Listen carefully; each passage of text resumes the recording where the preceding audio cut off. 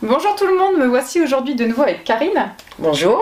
Tu es lithothérapeute et on continue la thématique de l'encens. Comment ça s'utilise? Comment on fait pour en mettre un en place? Alors, on a plusieurs possibilités. Donc il existe plusieurs encensoirs.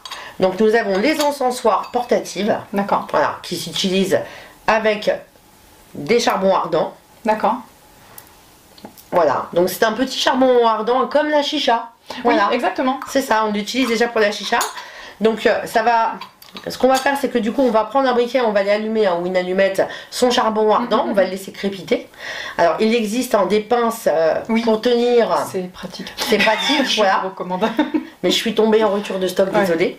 Et ensuite, vous allez, une fois que ça crépite, vous allez donc poser votre charbon ardent dans votre encensoir, voilà. Et vous allez verser ensuite des grains d'encens dessus, on va dire l'équivalent d'une cuillère à café. Oui, tout petit peu. Voilà, et vous allez donc refermer votre encensoir et vous allez pouvoir faire le tour de la maison. Voilà, on peut faire chaque pièce, mais ça sera l'objet d'une autre vidéo. Donc ça, c'est à charbon, donc le portatif. Donc vous avez d'autres encensoirs aussi qui existent, qui ne sont pas portatifs, comme des petits chaudrons, ou d'autres avec des petites grilles. Moi celui-là j'aime bien puisqu'il y a le pentacle et le pentacle est une protection. D'accord. Voilà. Et maintenant il y a une nouvelle version d'encensoir qui est très pratique mais qui ne s'utilise plus du tout justement avec les charbons ardents. Ok. Voilà. Je connais pas. Tout simplement ici vous allez donc mettre votre grille. Et derrière, sur le derrière, on va tout simplement mettre une bougie chauffe-plat. Ah, d'accord.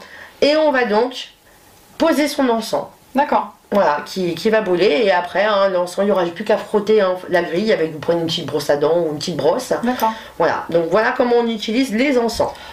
J'imagine qu'il y a quand même des règles d'aération pour pas se retrouver étouffé, parce que l'encens, on n'est pas censé le respirer, on est censé respirer que de l'oxygène.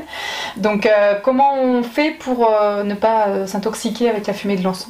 Alors, l'encens, donc ça va dépendre si c'est un encens pour vous, voilà, que vous allez utiliser pour vous et pas pour purifier la maison.